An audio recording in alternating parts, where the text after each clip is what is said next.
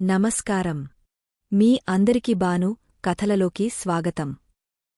కుమార్ అలా ఎదురుచూస్తూ ఉండగానే ఒక కవర్ పట్టుకుని భారతి ఇంటికి వచ్చింది. నువ్వు ఇంకా ఇక్కడే ఉన్నావా? మాధవి ఏది? నిద్రపోతుందా? అని అడిగింది భారతి. మాధవి చందన వాళ్ల ఇంటికి వెళ్ళింది. నువ్వు కవర్ పట్టుకొని వచ్చావు ఏంటి? అని అడిగాడు కుమార్. సావిత్రితో మాట్లాడాను రా. హెమ్మించేసి హుక్సులు, కాజాలు కుట్టినందుకు తను జాకెట్కి 15 రూపాయలు ఇస్తానంది. నేను ఒప్పుకొని తెచ్చేశాను అని చెప్పింది భారతి. వద్దు అని చెప్పాక నువ్వు వినవు కదా అత్తమ్మ, అన్నాడు కుమార్. తెలిసికూడా నువ్వు ఎందుకు అడుగుతావురా? చెప్పింది భారతి. కుమార్ కాసేపు ఆలోచించాడు. మరి అంతా బానే ఉంది. ఒకవేళ నాన్న కావాలని మాధవి కనుక మళ్లీ పెళ్లి చేసుకుంటాను అని చెబితే అత్తమ్మ ఒప్పుకుంటుందా? అసలు ఈ విషయంలో ఎలా ఆలోచిస్తుంది అని తెలుసుకోవాలనుకున్నాడు కుమార్. అత్తమ్మ, నీతో ఒక విషయం గురించి అడుగుతాను. నోటితో మాత్రమే జవాబు చెప్పాలి అని అడిగాడు. నోటితో కాకుండా ఇంకెలా సమాధానం చెప్తానురా? అడుగు. ఏం అడగాలనుకుంటున్నావు? అని భారతి నవ్వుతూ అడిగింది. మరి మాధవికి మంచి సంబంధం వస్తే అని కుమార్ అనంగానే కుర్చీలో కూర్చోబోతున్న భారతి కుమార్ వైపు చూసింది.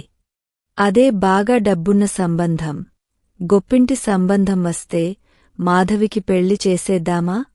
అని అడిగాడు. మాధవికి నీతో పెళ్లి అయిపోయింది కదరా? అంది భారతి కుమార్ ఉద్దేశాన్ని గురించి ఆలోచిస్తూ. 2 సంవత్సరాల తర్వాత నానుంచి వెళ్ళిపోవాలనుకుని నన్ను పెళ్లి చేసుకుంది. అలాంటి పెళ్లి ఎందుకు? అదే ఈ మధ్యకాలంలో గొప్పింటి సంబంధం వస్తే చేసేయొచ్చు కదా అని అనుకుంటున్నాను, చెప్పాడు కుమార్. ఏరా, నాకు తెలియకుండా ఏమైనా సంబంధాలు వచ్చాయా? అని అనుమానంగా అడుగుతూ భారతి కోపంగా కవర్ కిందకు విసిరింది. కవరులోనుంచి కొన్ని జాకెట్లు బయటికి వచ్చాయి. అత్తమ్మ, అవి కొత్త జాకెట్లు. వాటికి ఏమన్నా అయిపోతే అలాంటి రంగున్న క్లాత్ నేను తెచ్చి ఇవ్వాలి. దాన్ని మళ్ళీ నువ్వే కుట్టాలి. వాటిని ఏమీ చెయ్యవద్దు. అసలు మాధవికి అన్ని నీ లక్షణాలు వచ్చి ఉంటాయి, అన్నాడు కుమార్. నేను అడిగింది ఏమిటి?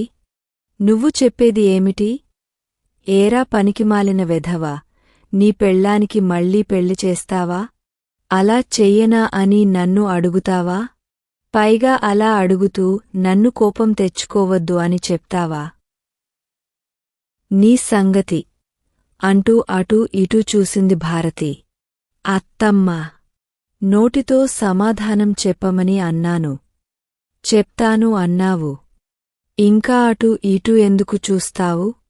అయినా నేను ఇప్పుడు షెడ్కి వెళ్తున్నాను.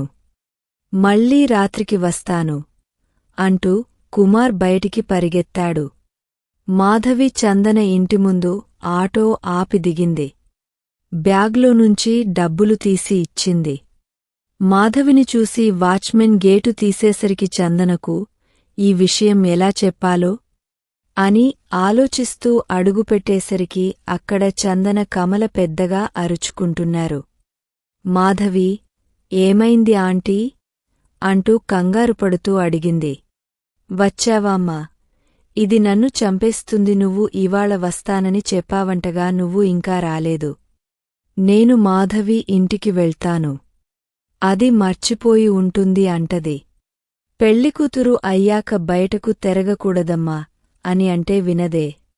ఇదిగో చందన, నీ మాధవి వచ్చింది. ఎంతసేపైనా మాట్లాడుకోండి. ఇంటి బయట అడుగుపెడితే మాత్రం ఊరుకోను అని హెచ్చరించింది కమల. కమల మాటలు ఏమాత్రం పట్టించుకోకుండా, రా మాధవి, పైకి వెళ్ళి మాట్లాడుకుందాం అంటూ చేయి పట్టుకుని చందన గబగబా పైకి తీసుకెళ్తూ, మధ్యాహ్నం వస్తాను అని చెప్పి ఇంత ఆలస్యంగానా వచ్చేది? అని అడిగింది. ఏంటి వచ్చేది? కుమార్ బావకి భోజనం పెట్టవద్దా? పెట్టాక, విషయం చెప్పాక వస్తున్నాను జవాబు ఇచ్చింది మాధవి. ఒక్కరోజుకి మీ బావ అన్నం పెట్టుకొని తినలేడా? లేదా మీ అమ్మ పెట్టదా? అయినా ఓకే, ఇంట్లో ఉండే వాళ్ళు ఎప్పుడైనా మాట్లాడుకోవచ్చు. ఇక్కడ నాకు ఎంత టెన్షన్గా ఉండి ఉంటుంది. నువ్వు నా గురించి అస్సలు ఆలోచించవే అని చందన గది లోపలికి అడుగు పెడుతూ టపీమని భుజం మీద కొట్టింది. అందుకే కదమ్మా వచ్చాను. అసలే పాపం రాత్రంతా నిద్రపోయి ఉంటావో లేదో అని అనుకుంటూనే ఉన్నాను. ఇంతకీ నిద్ర పట్టిందా అని మాధవి నవ్వుతూ అడిగింది. ఇప్పుడు అదా ఇంపార్టెంట్? నువ్వు పాల్వంచ నుంచి విజయవాడకు ఎందుకు వచ్చావు? నిన్న అలా ఎందుకు ఉన్నావు? అది చెప్పు అనేసరికి మంచమీద కూర్చుని కాసేపు ఆగే మెల్లగా ఎందుకు వచ్చేసిందో వివరంగా చెప్పింది మాధవి. అది చెప్పగానే చందన అమ్మో అంటూ వెరైటీ ఎక్స్ప్రెషన్స్ ఇచ్చింది. విజయ్ వల్ల నాన్నే మీ నాన్న అవునా అంటూ కళ్ళు పెద్దవి చేసుకుని గుండెలమీద చేయి పెట్టుకుని చాలా ఆశ్చర్యపోయింది. చాలాసేపు మాధవిని మళ్ళీ అడుగుతూ కన్ఫామ్ చేసుకుంటూ ఉండిపోయింది. రాధిక ఆంటీ రెండో పెళ్లి చేసుకున్న విషయం నాకు తెలియదు. నీకు ఖచ్చితంగా తెలుసా అని అడిగింది చందన. ఆ రోజు రాత్రి విజయ్ నా గదిలోకి వచ్చినప్పుడు నేను వివరాలు అడిగాను. నన్ను పెళ్లి చేసుకోబోయే అమ్మాయి నా గురించి అన్ని విషయాలు తెలియాలి అని తను చెప్పాడు. తనకి 13 ఏళ్ల వయసు. అప్పుడు తండ్రి చనిపోయాడు. 1 సంవత్సరం తర్వాత రాధిక ఆంటీ మళ్ళీ పెళ్లి చేసుకున్నారని, వచ్చిన వ్యక్తి రాధిక ఆంటీతో పాటు తమని కూడా బాగా చూసుకున్నారని విజయ్ చెప్పాడు అని మాధవి చెప్పింది. అరే, ఇక్కడికి వచ్చే కంగారులో ఈ విషయం బావకి చెప్పలేదు. మెసేజ్ చేస్తాను అంటూ ఈ విషయాన్ని కుమార్కి మెసేజ్ చేసి పెట్టింది. మెసేజ్ ఎందుకే? ఫోన్ చేసి చెప్పొచ్చుగా చెప్పింది చందన. ఇప్పుడు ఫోన్ చేస్తే మా బావ తాట తీస్తాడు. ఎలాగో ఇవాళ నాకు రాత్రి నాకు తిట్లు తప్పవు. అప్పుడే తిందాంలే. 2 సార్లు ఎందుకు అంది మాధవి. మాధవి, నిజంగా మీ నాన్న అసలు వాళ్లకు పరిచయం ఎలా అయి ఉంటాడు అంది చందన ఆశ్చర్యంగానే. బహుశా మా నాన్న ఆ కాలవలో పడి కొట్టుకుపోతుంటే ఎవరో కాపాడి ఉంటారు. ఆ సమయంలో మా నాన్న తన గతాన్ని మరిచిపోయి ఉంటారు. అప్పుడే రాధిక ఆంటీతో పరిచయం అయి ఉంటుంది. అప్పుడు పెళ్లి చేసుకొని ఉంటారు అని నేను అనుకుంటున్నాను. అది మాధవి. ఇదేదో అచ్చం సినిమాలో స్టోరీలానే ఉంది అని కళ్ళు పెద్దవి చేసి ఇంకా ఆలోచిస్తూ చెప్పింది. మీ బావ విజయ్ వాళ్ల నాన్నే మీ నాన్న అని వినగానే ఎలా రెస్పాండ్ అయ్యారు? నేనైతే ఇంకా ఆశ్చర్యంలో నుంచి తేలుకోలేకపోతున్నాను అన్న చెప్పిన చందనవంక మాధవి ఒకసారి చూసింది. చెప్పి ఇంతసేపైనా చందన ముఖంలో ఇంకా ఆశ్చర్యం గమనించి, మా బావ నీకులా ఆశ్చర్యపడలేదు అంటూ ఒక క్షణమాగా, నిజమే చందన, నువ్వు చెప్తుంటే నాకు గుర్తుకు వచ్చింది. నీకు చెప్పి ఇంతసేపైనా నువ్వు ఇంకా ఆశ్చర్యపోతూనే ఉన్నావు. కాని మా బావ కొంచెం కూడా ఆశ్చర్యపోలేదు. అసలు మా నాన్న ఫోటో చూడగానే అంటూ ఒక క్షణం ఆలోచించింది. నువ్వు విజయ్ వాళ్లది బెంగళూరు అని చెప్పావా అని అడిగింది మాధవి. అప్పుడు మీ బావతో మాట్లాడడానికి గడగడ వణికాను.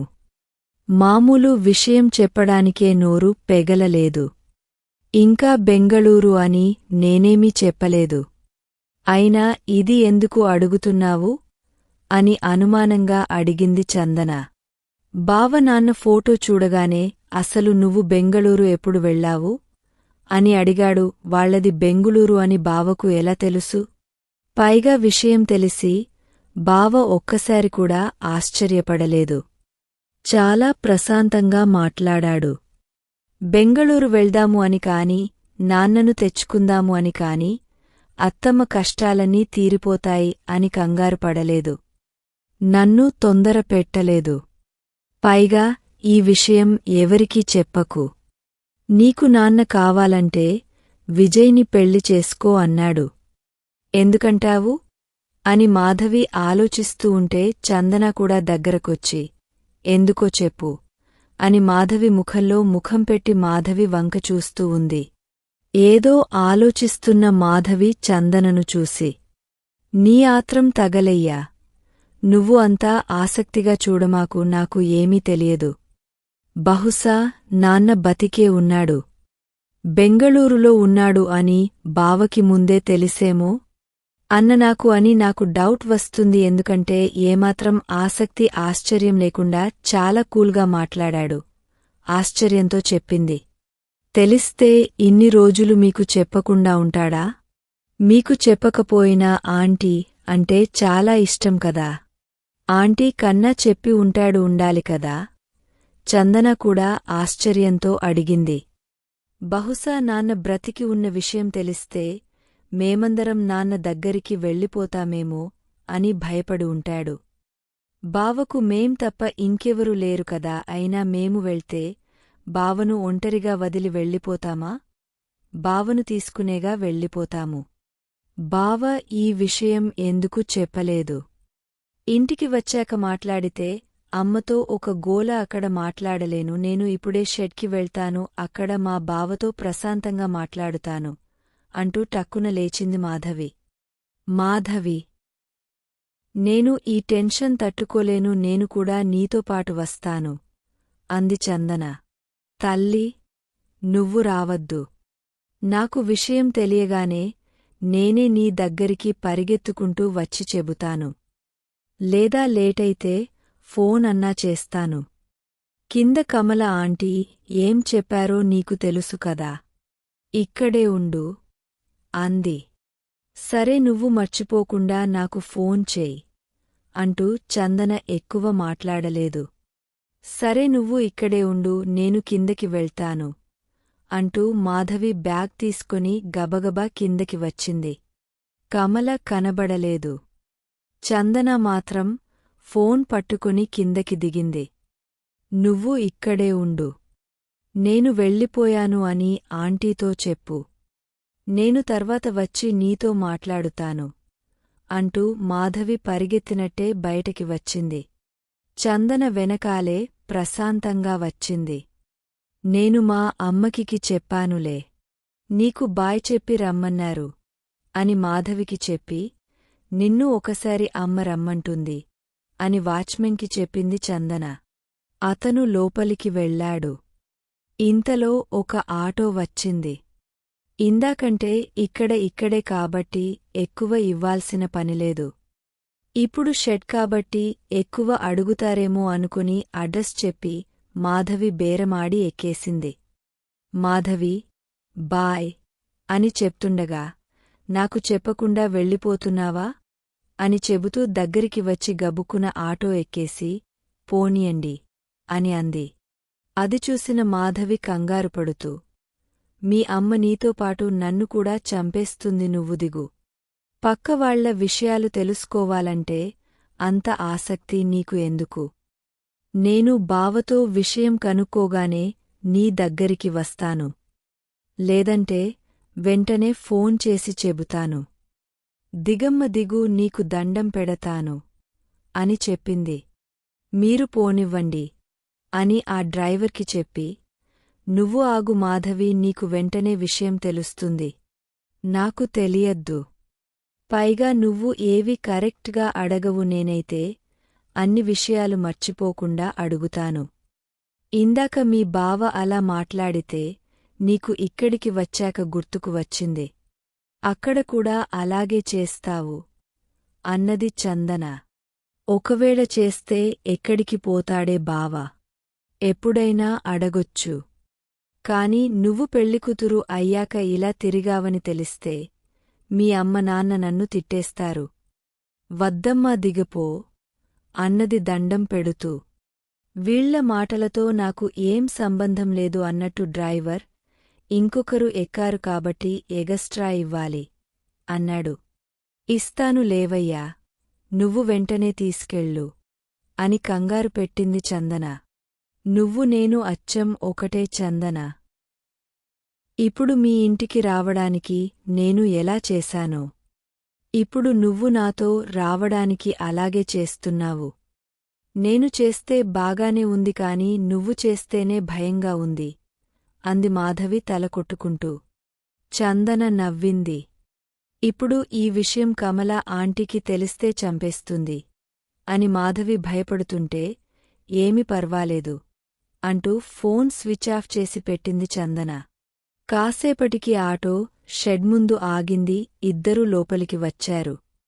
కుమార్ కార్ కింద పడుకొని ఏదో రిపేర్ చేస్తూ ఉన్నాడు. సుబ్బు వీళ్ళిద్దరిని చూసి, మీరిద్దరూ ఇలా వచ్చారు ఏంటి? అని అడిగాడు. ఎవరు వచ్చారా? అని కుమార్ కారు కిందనుంచి వచ్చి వాళ్లని చూసి ఆశ్చర్యపోయాడు. ఏంటి మాధవి ఇక్కడికి వచ్చావు?